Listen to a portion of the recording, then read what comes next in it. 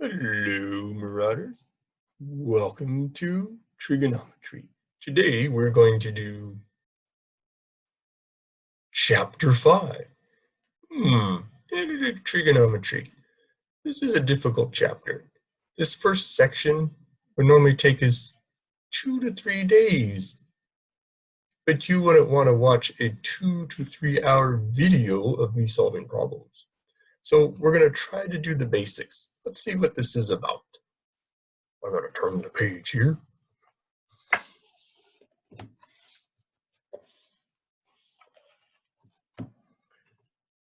It says verifying trigonometric identities. Okay, they're kind of like puzzles to do. So we've seen these rules before. Okay, I'm gonna have to take over.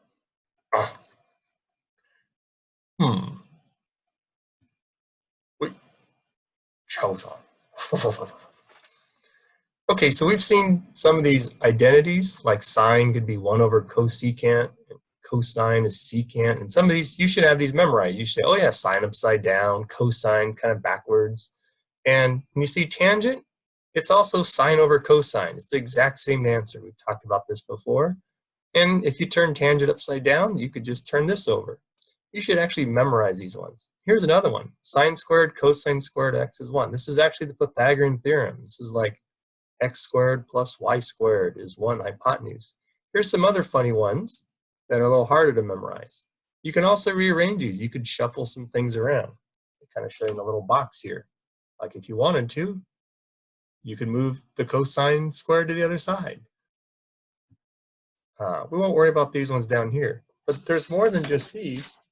There's a whole bunch of funny rules. There's all types of rules. Some of these are more popular than others, but there's a bunch of different rules. And how did they come up with all of these? And the more you can remember, the better, but I'm not expecting you to memorize all these. But our goal here is to try to prove or verify them. So here's the first thing you're supposed to do. You can read all this other stuff. It says what we're going to do is called verifying identities. Someone says this here. They say that the secant of x, in other words, x is some angle, could be 10 degrees, 20 degrees, 30 degrees. The secant times the cotangent of some angle is the same as just the cosecant of x. And you're supposed to not solve it for x, but say, is this really true that this is the same as this? Well, one thing I could do is I could actually graph this. I'm going to go into Desmos for a moment.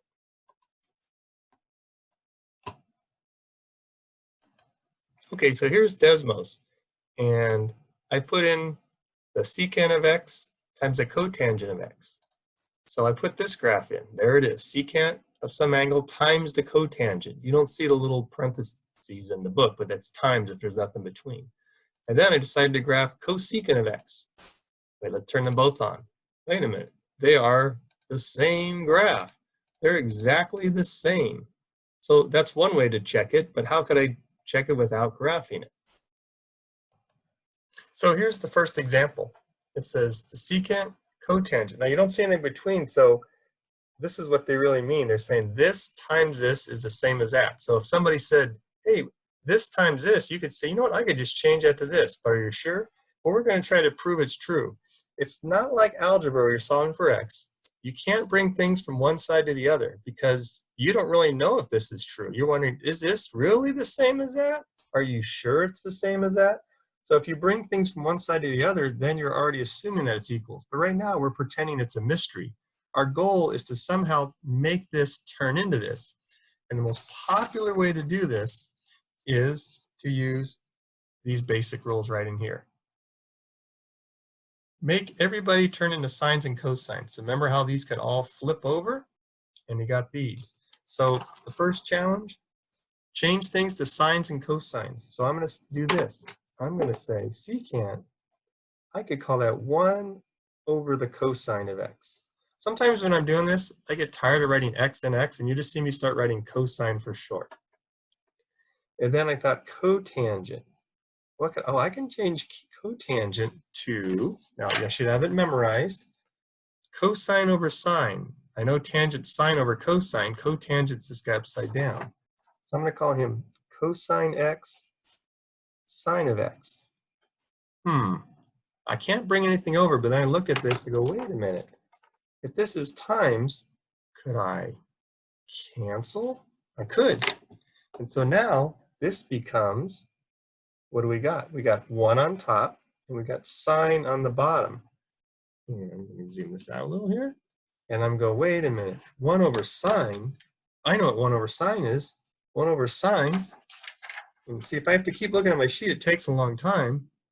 If sine is 1 over cosecant, it's just the same thing. 1 over sine must be cosecant. It's just the same thing. And you go, wait a minute, that's what I wanted. And so this means I proved it. So what you try to do is change one of the sides to make it look like the other. And then you've proven that this is really the same as that. That's the goal. This was considered an easy one. They can get massively complicated. But changing the sines and cosines is probably the #1 strategy to do. Okay, so now you try one. You try this one. And then pause the video, see if you can make this turn into that. Okay, welcome back. Here's what you should have done. I go cosecant. That's 1 over, wait, no vowels, that's a sin. 1 over sine. Tangent is sine over cosine. And then once again, I could go boom, boom, those cancel. So now I have 1 over cosine, and I know by definition that 1 over cosine is secant. And that was my goal. Okay, so now we're going to try one that's much more complicated. Here's the book's next one. It's a little bit longer here, so give me a moment to write this down. Okay, so here's what they want me to verify. I rewrote it. Remove the book. Okay, this one's, there's more than one way you can do these, but somehow I got to say, is this the same as that? You can actually work on this side if you want, or this side, but let's break this down. I'm going to do make everybody a sine and cosine strategy and try to cancel. This guy's already a sine, so let's leave him alone. Tangent, I remember, that's sine over cosine. Make that a little bit bigger. And there's plus cosine. Well, it doesn't look the same. Wait, this won't cancel, will it? Darn it. But sine times sine is sine squared. We put the little 2 in the middle. It's just how people like to do it. Sine times sine, they put the little here. Over cosine plus cosine x. So now I have this little dilemma. What should I do now? Well, I see a plus. So another strategy is common denominator. This guy doesn't have a bottom. Remember the old, I have a cosine. I don't have a bottom. Oh, well, let's give you a bottom. If you have a cosine, let's give you a cosine. But if I put one on bottom, I better put one on top. There we go. If we put one on top and bottom, you could just cross it out. It's like timesing by 1. So now they have the same. And let's rewrite this. Since there was already a cosine up here and I gave it another one, isn't that a cosine squared? So let's rewrite this again. Sine squared x over cosine x. You can do it in less steps. You don't have to write every single step. Cosine times cosine is cosine squared x over cosine x. So I'm like, I'm still wondering, what am I going to do now? And I go, wait a minute. We've got the common denominator. So let's just put together as one bottom. And on top, wait, look what I have on top. Sine squared plus cosine squared. That looks familiar. Oh yeah, that's one of our other real popular ones. Right here, sine squared plus cosine squared is 1. You're probably wondering, which ones do I need to look at all the time? Know these up in here? This one's really popular, sine squared, cosine squared. Later, these ones in here, double angles, are really popular. So let's change this. Sine squared plus cosine squared, I know that's 1. And then I'm like, 1 over cosine. I'm still trying to get secant. Oh, wait, isn't that? 1 over cosine is secant of x. That's just on our list here, wherever our list just went. 1 over secant's cosine. You can do it backwards. You can say, okay, well then 1 over cosine must be secant. You can just swap these back and forth. Okay, there it is right here. Secant 1 over cosine. So this becomes secant. We've got a match. And then I'm a happy boy. So we got it to be the same. And we proved it. Wow, these can get challenging. Let me show you something else. Here are 6 of the most popular ways that people solve these things. We've got change to sine and cosine, probably the best thing to do. Common denominators, we did that. Sometimes it's peek at the right side, just to kind of look at where you're going. Sometimes you get really stuck and you're like, you know what, maybe I'll change something on the right side. I don't have to work on the left, I can work on the right. This is a little more complicated, the conjugate and factor. These are 2 a little more advanced ones. Let's try the factor one now. Okay, this one here, using factoring to verify an identity. Cosine minus cosine x sine squared. This looks, ooh, this minus this times this, which is sine is cosine cubed. That means cosine times cosine times cosine. And you're wondering, what rule should I use? Now, instead of me looking at my giant sheet and going, where should I look? If you just turn back a page, there's your most popular ones. You're going to use these all the time, use these all the time, and use these. You can get through a lot of them. So this looks a little scary. There's more than one way to do it. They say, well, let's try over here. It says factoring. So let's factor something out. Here's what I noticed. I'm going to move the book. Okay, you notice we have a cosine and a cosine again, and there's a minus. Just like they have something, let's undistribute that. Let's pull out the cosine of x. I'm not going to do anything over here, but I'm trying to get cosine, cosine, cosine. That's what that is. So if I factor it out, this, I took him out, so he's just left with 1. And then here, I took out the cosine. So I took those out, so I'm left with sine squared x. Like, I'm not sure where I'm going. But then I go, wait a minute, 1 minus sine squared x. That's this guy. You go, it is? Yeah, it's this guy right here. Remember, I can move one of these to the other side as 1 minus this or 1 minus that. That's the rearrangement of it. So I'm going to take this and call him cosine squared x. So now, let's bring this guy down, cosine x. Bring this guy down, cosine squared x. Cosine times cosine squared. Wait, that's 1, 2, 3. That's cosine, cosine, cosine. Isn't that 3 of these? Cosine cubed x. Oh, I'm done. And once again, I did it. Woo! So maybe it's not so bad. They can get big. Okay, this is example 4. I'm not going to go through this one because you see it's pretty long. Somebody wrote LOL in my book. Okay, but you can go through this one on your own. It's another common denominator, trying to get that. Let's go to a shorter one, because the video would take too long, but if we're in class, we would go through it. Here's example 5. Here's another one. Let's take a look at this. Now, you may be tempted to cross multiply, but remember, these are not equations. You can't move things from one side to the other. You can't cross multiply. You can't make the sides interact. You have to get this to match that. Or you could do this side, but you can only work on one side and somehow rearrange that to become that. So the strategy for this one, how to use the book this time, what they just did, and in fact, I like the way they wrote it here. They're saying, okay, well, look at this. I go, what could we do? Well, if we could make that bottom look like that. So what they did is they took this part, and then they multiplied by the conjugate. 1 plus cosine, 1 minus cosine.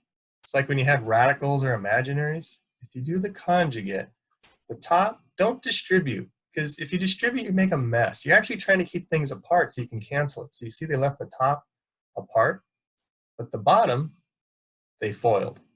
Because there's a lot going on. The whole purpose of the conjugate is the FOIL. 1 times 1 is 1. Inside and outside are gone. Cosine times cosine is cosine squared with a negative.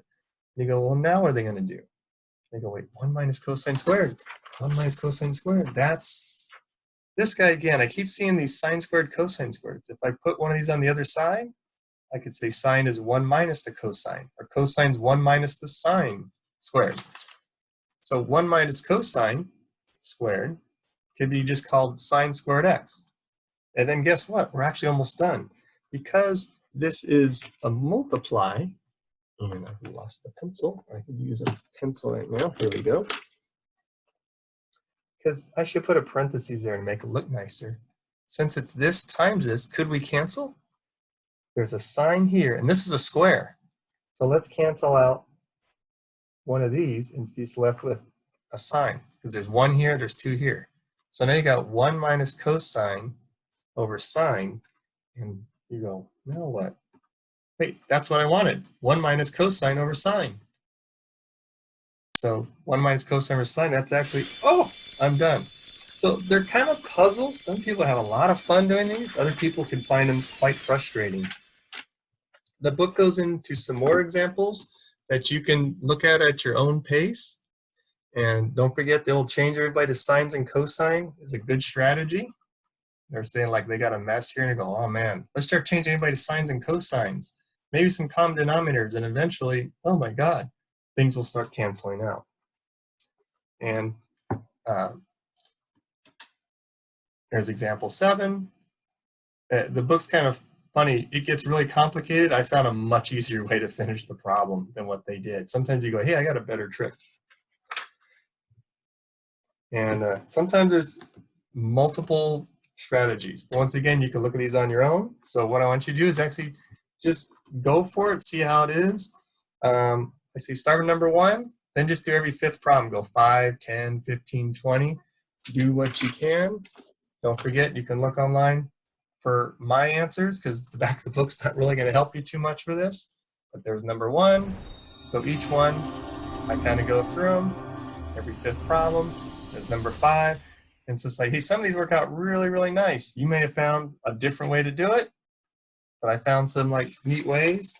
And it's actually not too bad. A lot of people like them. If you like puzzles, they're kind of like puzzles. And sometimes they get big. And just do the best you can. But some of you will eat this up. Other people can get kind of lost. And that's all. And what do you think, Ruff? Oh, I don't know. This looks kind of interesting. I bet I can do it. I'm going to take 2 days to work on this. Oh, and how do I get credit? Here's what I want you to type in the text entry box. What was my name? I'll give you a hint. Ruff. That's my name, Ruff. So that's what you get to type in to show that you watched the video. See you guys later.